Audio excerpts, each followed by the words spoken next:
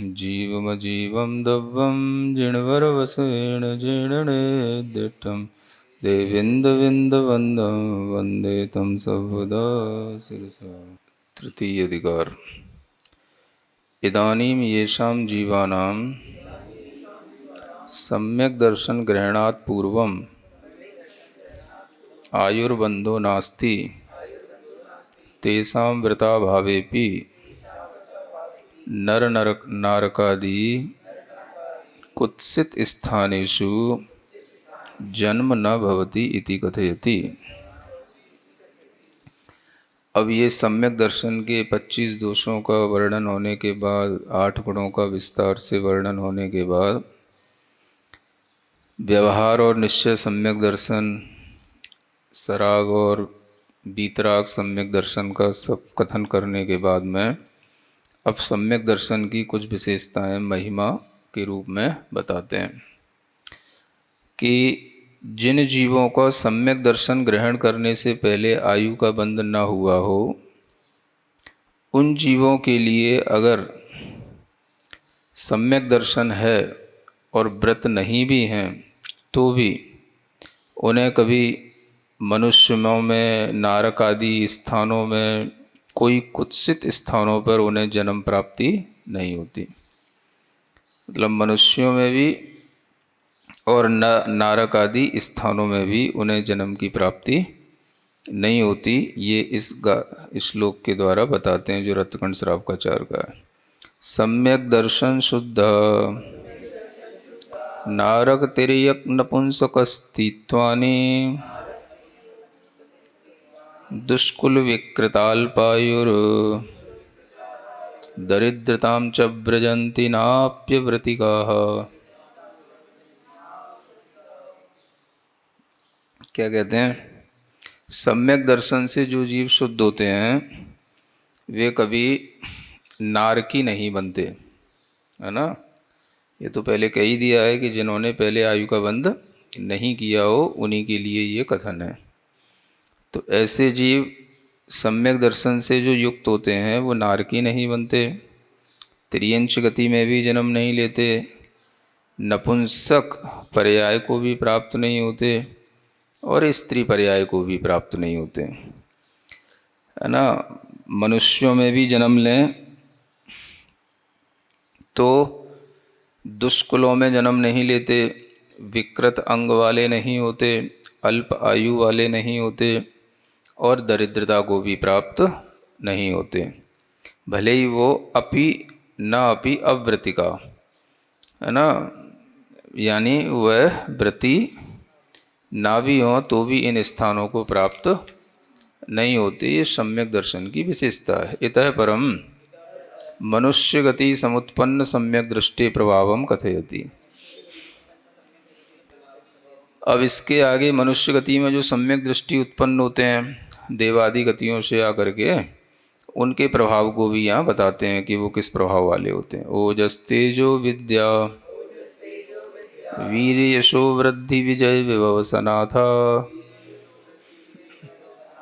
उत्तम कुला महार्था मानव तिलका भवन्ति दर्शन पूता।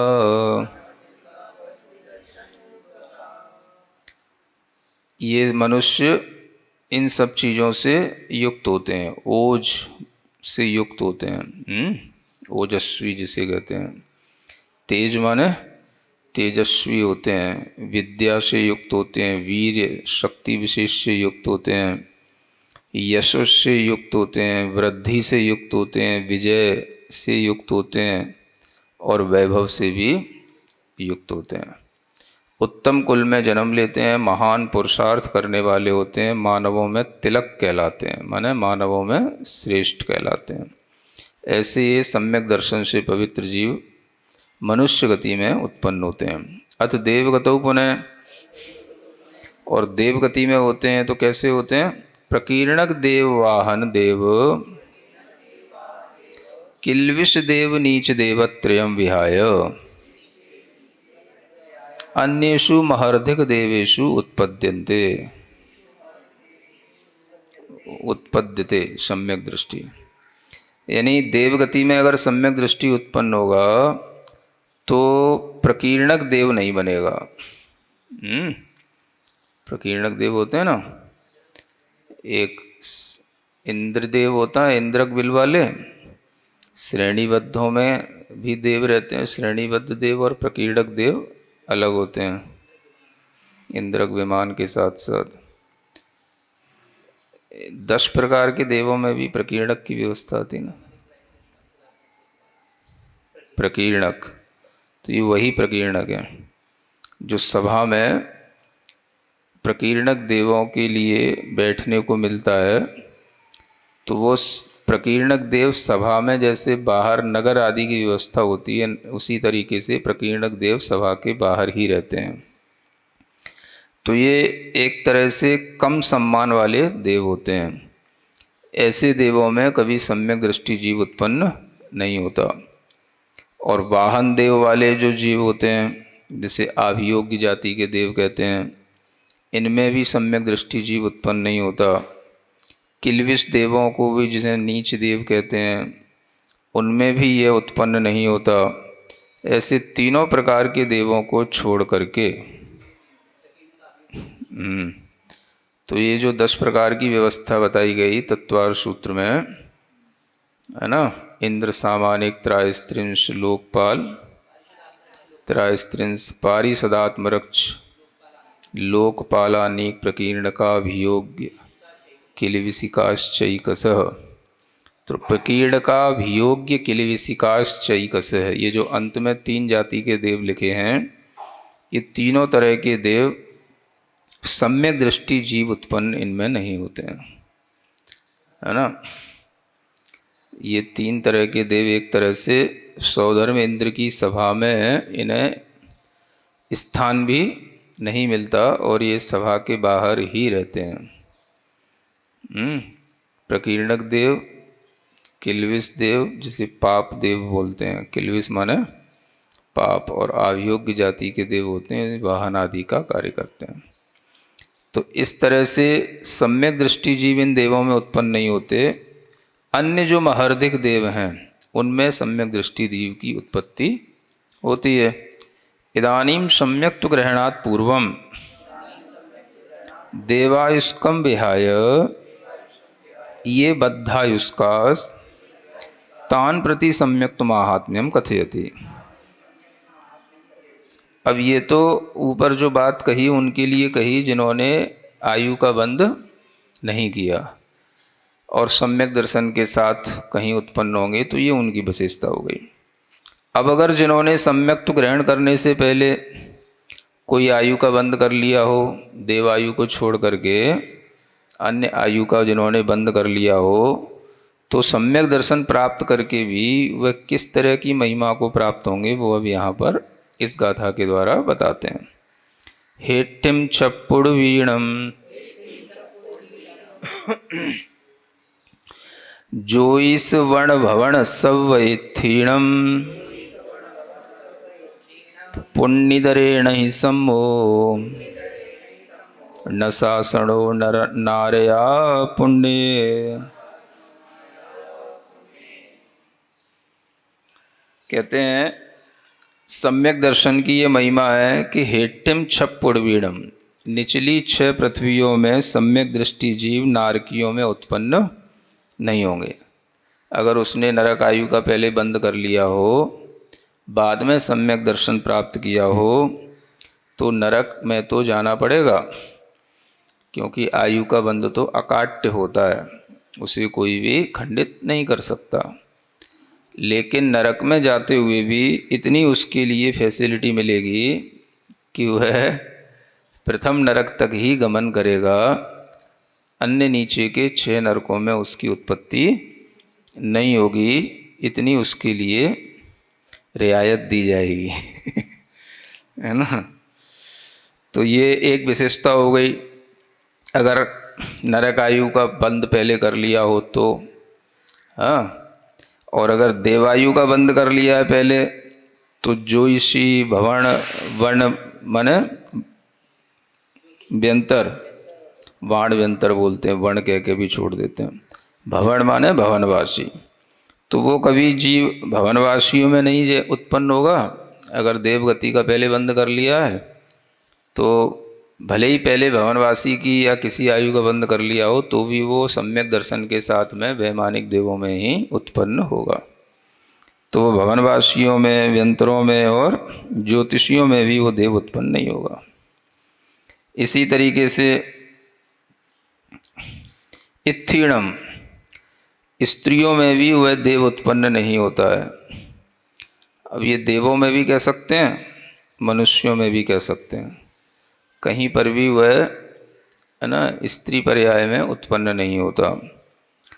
पुण्यदरे जो अपर्याप्तक हैं उनमें भी वह सम्यक दृष्टि जीव उत्पन्न नहीं होता। अपर्याप्तक जीवों में, जिन्हें हम लब्धि अपर्याप्तक जीव कहते हैं, ऐसी अपर्याप्त दशा को भी वो कभी सम्यक दृष्टि जीव प्राप्त नहीं करता। और नहीं सम्मो न शासनो, कभी वो सासादन सम्यक दृष्टि भी नहीं होता। मतलब सासादन सम्यक्त को भी वह नरक गति में सासादन सम्यक दृष्टि को प्राप्त नहीं होता। अपर्याप्त अवस्था में सासादन अवस्था के साथ में तो वैसे भी गमन नहीं होता नरक गति में। तो नार्या पुण्य, नारकियों में भी वह कभी अपूर्ण अवस्था में, अपर्याप्तक अवस्था में प्राप्त नहीं होता। मतलब उसे अपर्याप्त दशा की भी प्राप्ति नहीं होती है। वो पर्याप्तक बनेगा, मनुष्य बनेगा, अच्छा बनेगा। उसी को तमेव अर्थम प्रकारांतरेण कथयति, उसी अर्थ को प्रकारांतर से बताते हैं। ज्योतिर्भावन भौमेषु षट्स्वदय स्वभ्रभूमिषु तिर्यक्षु नर सुरस्त्रीषु सदृष्टिर्नैव जायते। ये संस्कृत में इसी की छाया है। ज्योतिषियों में, भवनवासियों में, है ना, व्यंतरों में, 6 नरक की पृथ्वियों में, तिर्यंचों में, मनुष्य और देवों की स्त्रियों में कभी भी सम्यक दृष्टि जीव उत्पन्न नहीं होता है। अथ औपशमिक वेदक छाये का विधान सम्यक तुत्रय मध्य कस्याम गतौ कस्य सम्यक तस्व संभवो अस्ति इति कथयति। अब यहाँ कहते हैं कि 3 प्रकार के सम्यक दर्शन होते हैं, औपशमिक, वेदक और छायक। अब किस गति में कौन से सम्यक तुक संभव होता है ये यहाँ पर बताते हैं। सौधर्मादिषु संख्या दायुष्कतिर्यक्षु नृष्वपि रत्न प्रभावनौ च सम्यक स्यात् सम्यक्त्वत्रयमंगिनाम्।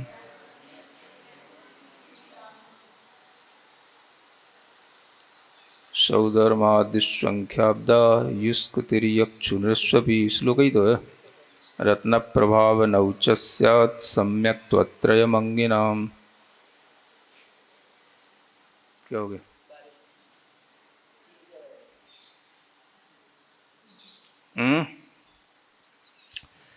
तो कहते हैं सौधर्म आदिशु माने सौधर्म आदि स्वर्गों में असंख्यात अब्द, असंख्यात वर्ष की आयुष्क वाले, तिर्यंचों में तिर्यक्षु एवं निरशु अपि असंख्यात वर्ष की आयु वाले मनुष्यों में भी, और रत्न प्रभा अवनौच, है ना, रत्न प्रभा नाम की पृथ्वी में, च स्यात् सम्यक त्वम त्रयम, तीनों सम्यक तो होते हैं।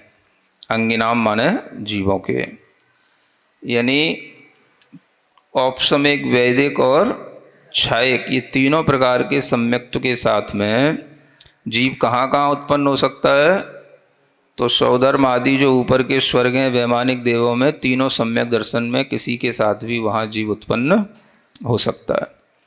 असंख्यात वर्ष की आयु वाले जो भोग भूमि के तिर्यंच और मनुष्य होते हैं, उनमें भी तीनों सम्यक दर्शन के साथ जीव उत्पन्न हो जाते हैं। और नरकों में केवल रत्न प्रभा नाम का जो प्रथम नरक है, उसी में केवल तीनों सम्यक दर्शन के साथ जीव उत्पन्न होते हैं। बाकी के नीचे के जीवों में, नारकियों में यह सम्यक्त, छायक सम्यक्त इत्यादि नहीं होता, इसलिए 3 सम्यक्त केवल प्रथम पृथ्वी तक ही पाए जाते हैं। तो इस तरह से ये एक सामान्य नियम बता दिया कि तीनों प्रकार के सम्यक दर्शन के साथ जीव कहाँ कहाँ उत्पन्न होते हैं। फिर कहते हैं कर्म भूमिज पुरुषे च त्रियम संभवती, बद्धायुष्के लब्धायुष्के भी। यानी कर्म भूमि के उत्पन्न हुए जो पुरुष होते हैं, ऐसे मनुष्यों के तीनों सम्यक दर्शन होते हैं, चाहे वो बद्धायुष्क हो अथवा लब्धायुष्क हो। यानी जिन्होंने पहले आयु का बंध कर लिया हो अथवा आयु नहीं भी बांधी हो, ऐसे कर्म भूमि के मनुष्यों के तीनों प्रकार के सम्यक दर्शन हो सकते हैं। किंतु औपशमिक कम अपर्याप्त अवस्थायाम महर्दिक देवेशु एवं। हाँ, लेकिन अपर्याप्त अवस्था में अगर औपशमिक सम्यक दर्शन होता है तो वह केवल देव पर्याय में ही होता है। वो भी जो महर्दिक देवों में, वैमानिक देवों में उत्पन्न होंगे, तो जो जीव यहाँ से सम्यक्त के साथ मरण करेंगे और वहाँ पर जाकर के उत्पन्न होंगे, तो देव में भी अपर्याप्त अवस्था में उनके लिए सम्यक दर्शन की सद्भावना बनेगी, अस्तित्व बनेगा। तो इसलिए ये कहा कि अपर्याप्त अवस्था में औपशमिक सम्यक दर्शन जो है वो महार्दिक देवों में ही होता है, क्योंकि औपशमिक सम्यक दर्शन तो उत्पत्ति के समय जो होता है, फिर उसके साथ में मरण आदि होगा, तो वह मरण करके भी औपशमिक सम्यक दर्शन के साथ नहीं जाता, जो प्रथमोपशम सम्यक दर्शन कहलाता है। किंतु जो द्वितीयोपशम सम्यक दर्शन होता है, उसमें मरण इत्यादि करके वह देव पर्याय में उत्पन्न हो जाता है। इसलिए देव पर्याय में अपर्याप्त अवस्था में औपशमिक सम्यक तो बन जाता है। अन्यत्र जो है वो औपशमिक सम्यक तो अपर्याप्त अवस्था में नहीं बनेगा, है ना। ये यहाँ पर बताया गया। शेषेषु देव तिर्यक्षु षट्सु अदय स्वभ्रभूमिषु द्वौ वेदकोपशमकौ स्याताम पर्याप्त देहिनाम। अन्यत्र जो कुछ भी अभी बचा, शेष देव बचे, महर्दिक देवों को छोड़ करके जो शेष देव बचे, तिर्यंच बचे, नीचे की 6 नरक की भूमियाँ बची, इन सब में पर्याप्त जीवों के लिए ही, है ना, पर्याप्त देहिनाम, वेदक और उपशमक ये दोनों सम्यक दर्शन होते हैं। यानी वेदक सम्यक दृष्टि जीव भी होंगे और उपशम सम्यक दृष्टि जीव भी होंगे। तो ये पर्याप्त अवस्था में होंगे। जो जीव नरकों में उत्पन्न होने के बाद जब पर्याप्त अवस्था को प्राप्त हो जाते हैं, तो वे वहाँ पर उपशम सम्यक दर्शन भी प्राप्त कर सकते हैं और बाद में वह उस वेदक सम्यक दृष्टि भी बने रह सकते हैं। तो ये पर्याप्त अवस्था में उनके ये 2 ही सम्यक दर्शन होते हैं, क्योंकि नरकों में नीचे की 6 पृथ्वियों में पर्याप्त अवस्था में यह छायिक सम्यक दर्शन आदि नहीं होते। तो ये यहाँ पर नियम बता दिया। शेष देवों में इसी तरह से, शेष देवों का मतलब भवनवासी के देव हैं, व्यंतर देव हैं, तो इनमें भी छायक सम्यक दृष्टि जीव नहीं मिलेंगे पर्याप्त अवस्था में। जो भवनत्रिक के देव हैं पर्याप्त अवस्था में, ये कभी भी छायक सम्यक दृष्टि वहाँ नहीं उत्पन्न होंगे। तो पर्याप्त अवस्था में इन भवनत्रिक के देवों में भी या तो उपशम सम्यक दर्शन होगा या क्षय उपशमिक होगा। तो ये 2 तरह के सम्यक दृष्टि पर्याप्त अवस्था में मिलेंगे। इसलिए कहा शेष देवों में भी और शेष तिर्यंचों में भी।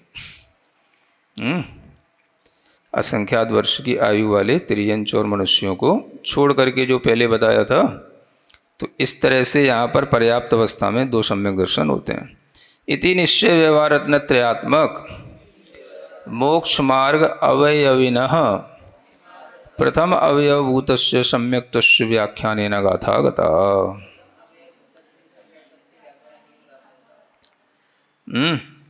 इस तरह से अब ये सम्यक दर्शन का व्याख्यान करने वाला ये गाथा जो है अब पूर्ण हुई है, जिसमें निश्चय रत्नत्रयात्मक मोक्ष मार्ग और व्यवहार रत्नत्रयात्मक जो मोक्ष मार्ग है, ये तो मोक्ष मार्ग अवयवी है और इसका जो अवयव है वो सम्यक दर्शन है। अवयव और अवयवी समझते हैं? अवयव माने उसका एक पार्ट है ना, और जो पार्ट से मिलकर के बना है वो उसका कहलाएगा अवयवी। जैसे आपका कपड़ा है तो कपड़ा कहलाएगा अवयवी, और जिन धागों से मिलकर के बना है वो धागे कहलाएंगे उसका अवयव। तो इसी तरह से इस मोक्ष मार्ग का जो अवयवी है, मोक्ष मार्ग कैसा है? अवयवी। उसका एक जो अंग है, पार्ट है, वो सम्यक दर्शन है, वो उसका अवयव कहलाएगा, सम्यक दर्शन। दूसरा अवयव उसका सम्यक ज्ञान, तीसरा अवयव सम्यक चारित्र। तीनों अवयवों से मिलकर के एक अवयवी बन जाएगा, जिसे मोक्ष मार्ग है। तो इस तरह से अवयव अवयवी संबंध भी बताया जाता है न्याय शास्त्रों में। तो ये सम्यक्त्व का व्याख्यान करने वाली ये इस तरह से प्रथम गाथा यहाँ पर पूर्ण हो जाती है।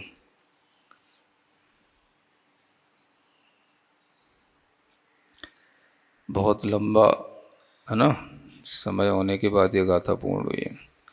अब गाथा 42 की उत्थानिका। अथ रत्नत्रयात्मक मोक्ष मार्ग द्वितीय अवयव रूपस्य सम्यक ज्ञानस्य स्वरूपम प्रतिपादयति। अब जो रत्नत्रयात्मक मोक्ष मार्ग है उसका दूसरा अवयव क्या है?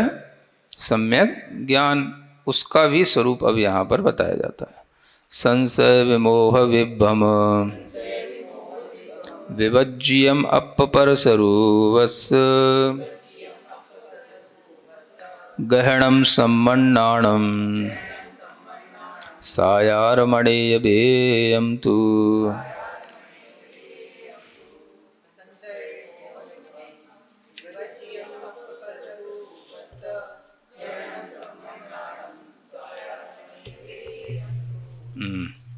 क्या कहते हैं? सम्मन्नाणम, सम्यक ज्ञान जो है वो कैसा होता है? संशय विमोह विभ्रम विभज्यम, यानी वह संशय से विवर्जित माने रहित होता है, विमोह से रहित होता है और विभ्रम से रहित होता है। उसको सम्यक ज्ञान कहते हैं।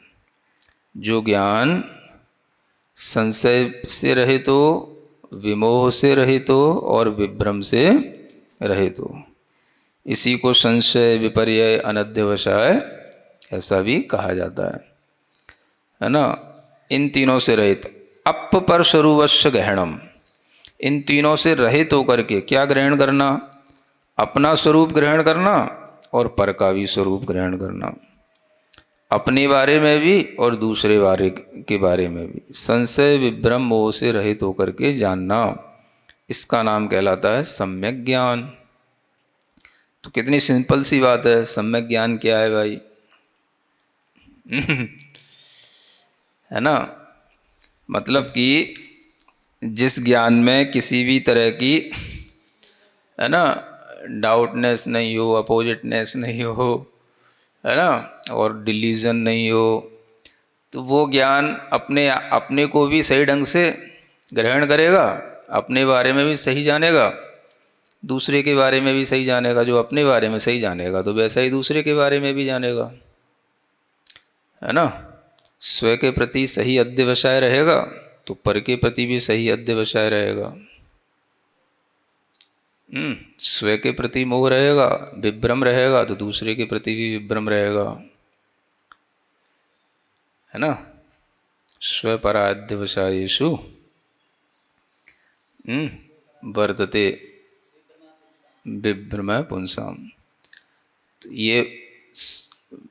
ये जो विभ्रम रहता है ये स्व के साथ भी रहता है, पर के साथ भी रहता है।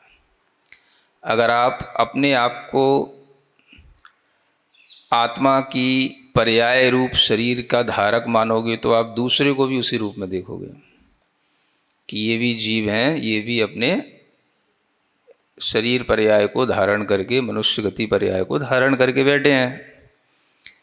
तो स्व के प्रति भी आपका अध्यवसाय सही होगा तो पर के प्रति भी होगा। और अगर आप अपने आप में आत्मा और शरीर को एक मानोगे तो जितने भी सामने दिखेंगे उनको भी उसी तरह मानोगे। तो फिर उसी में फिर आपकी बुद्धि पुत्र भार्य आदि कल्पना फिर उसी में बन जाती है। फिर आपको पुत्र पुत्र दिखाई देगा, स्त्री फिर आपको केवल अपनी स्त्री ही दिखाई देगी। वो ये दिखाई नहीं देगा कि ये अपने कर्म के फल से प्राप्त हुआ, यह जीव है जो इस गति में आया है, अपने साथ संयोग को प्राप्त हुआ है ना, इसका भी अपना पाप पुण्य है। तो वो सब फिर कुछ नहीं दिखाई देगा आपको, बस मेरा बेटा है, मेरी स्त्री है, मेरी पुत्री है, वो मुझे छोड़ के नहीं जा सकता है ना, क्योंकि वो मेरा है।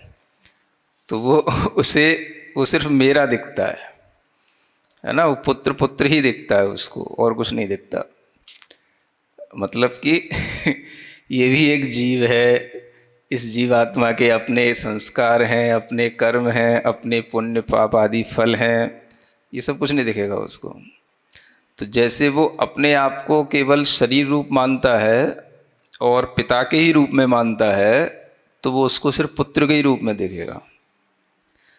अन्य अपने आप को कुछ नहीं जानता कि मैं पिता के अलावा भी कुछ अलग हूँ, मैं भी अपना जीवात्मा अलग हूँ, मेरा अपना पुण्य पाप, अपना द्रव्य, अपना शरीर आदि पर्याय अलग है। ऐसा अपने बारे में भी नहीं जानता सामान्य से संसार में कोई भी व्यक्ति। इसीलिए वह सबके प्रति ऐसी कल्पना कर बैठता है।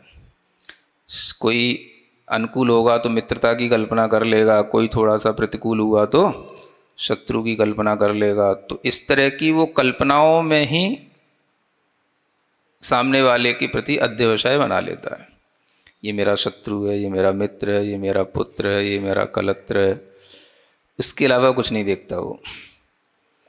तो इस तरह का जो स्वप और पर के विषय में है ना जो ग्रहण किया जा रहा है, ये विपरीतता का ग्रहण है, ये सम्यक ज्ञान नहीं है। सम्यक ज्ञान का प्रैक्टिकल रूप भी समझें। केवल शास्त्रों के पढ़ने से सम्यक ज्ञान नहीं हो जाता, और ना ही जीवादि 7 तत्वों का श्रद्धान कर लिया, सम्यक दर्शन हो गया, सम्यक ज्ञान हो गया, ऐसे करने से भी कुछ नहीं हो जाता। इसका प्रैक्टिकल रूप समझना है तो आपको ये समझना होगा कि हम अपने प्रति कैसा अध्यवसाय किए हैं, अपने आप को किस रूप में ग्रहण करते हैं और दूसरे को भी किस रूप में ग्रहण करते हैं। हम सामने वाले को केवल स्त्री के ही रूप में ग्रहण करते हैं, या अपने पुत्र इत्यादि के ही रूप में ग्रहण करते हैं, या हम उसके अंदर भी कभी ये समझते हैं कि भाई इसकी अपनी चेतना है, इसकी अपनी पर्याय है, इसकी अपनी पुण्य पाप हैं। इस रूप में जब तक हम सामने नहीं देखेंगे तब तक आपका स्व और पर के लिए समीचीन रूप से ग्रहण करना नहीं होगा। तो आप विपरीत ग्रहण करेंगे तो आप कभी भी सम्यक ज्ञानी नहीं होंगे, है ना। तो जितने भी सम्यक ज्ञानी होने का दावा कर रहे हैं वो पहले ये समझें कि वह स्व और पर को किस रूप में ग्रहण करते हैं, है ना। दूसरों के प्रति भी विपर्यय का भाव रहता है कि नहीं, विपरीतता का भाव रहता है कि नहीं। तो वो विपरीतता इसी रूप में देह और आत्मा को एक मानना ही सबसे बड़ी विपरीतता है, समझ रहे हैं। शरीर और आत्मा को एक मान करके जो ग्रहण करके चलेगा वो सबसे बड़ा विपरीतता के साथ चलेगा। तो वही विपरीत ज्ञान के कारण से वह शत्रु मित्र पुत्र स्त्री आदि की कल्पना में डूबा रहता है। यही उसके लिए सबसे बड़ा विभ्रम कहलाता है। हाँ, तो यही विभ्रम वर्तते पुंसाम पुत्र भार्यादि गोचर, समाधि तंत्र में सबसे पहले यही बताया गया है कि उसको इस तरह का विभ्रम बना ही रहता है जो पुत्र भार्य आदि संबंधी। बस वो पुत्र को पुत्र ही देखेगा और कुछ नहीं देखेगा। मेरा बेटा है, मुझे बताए बिना कैसे कुछ कर सकता है, मुझे छोड़ के कैसे जा सकता है, वो उसको सिर्फ पुत्र ही दिखेगा और कुछ नहीं दिखेगा इसके अलावा। तो उसका पुत्र अगर कभी आत्म कल्याण भी करना चाहे तो वो उसे करने नहीं देगा, है ना, क्योंकि वो मेरा है। और किसी के साथ कैसे जा सकता है और किसी का कैसे हो सकता है। तो ये उसका जो बहुत बड़ा एक विभ्रम के साथ जुड़ा हुआ भाव रहता है, यही विभ्रम उसके लिए प्रायोगिक रूप से मिथ्या ज्ञान की पहचान कराता है ना। तो सम्यक ज्ञानी कौन है, ये समयसार या रसश्रावकाचार या द्रव्य संग्रह पढ़ने से कोई सम्यक ज्ञानी नहीं हो जाएंगे। सम्यक ज्ञान का मतलब यहाँ बताया जा रहा है कि आप अपने को और दूसरे को संशय विपर्य अध्यवसाय अनध्यवसाय से रहित होकर के ग्रहण करो। अपने प्रति भी सही अभिप्राय रखो, दूसरे के प्रति भी, दूसरों को भी उसी अभिप्राय से देखो, जानो। इस तरह का जो ज्ञान होता है उसको सम्यक ज्ञान कहते हैं, है ना। तो कोई भी तरह का आपके सामने परिणमन दिखता है तो आपको यही नहीं समझना कि जो दिख रहा है बस उतना ही है। अब सामने कोई पुरुष बैठा है तो सिर्फ पुरुष ही है, सामने कोई स्त्री बैठा है तो स्त्री ही है। ये उस आत्मद्रव्य की पर्याय हैं, है ना। और ये शरीर रूप पर्याय उसकी आत्मद्रव्य से भिन्न है। ये पर्याय है, द्रव्य से पृथक है। तो द्रव्य का ये परिणमन होते हुए भी यह द्रव्य नहीं है। शरीर जो है वो आत्मद्रव्य नहीं है, यह आत्मद्रव्य का एक परिणमन है। तो आपको इस तरह से विमोह से रहित होकर के जब आप द्रव्य पर्याय के साथ में उस परिणमन को देखोगे तो सम्यक ज्ञान आएगा। हाँ, दृश्यमान मिदम मूढ़म त्रिलिंग अवबुद्धते, माने मूढ़ व्यक्ति हमेशा तीन लिंगों के रूप में ही देखता है लोगों को। ये स्त्री हैं, ये पुरुष हैं, ये नपुंसक हैं।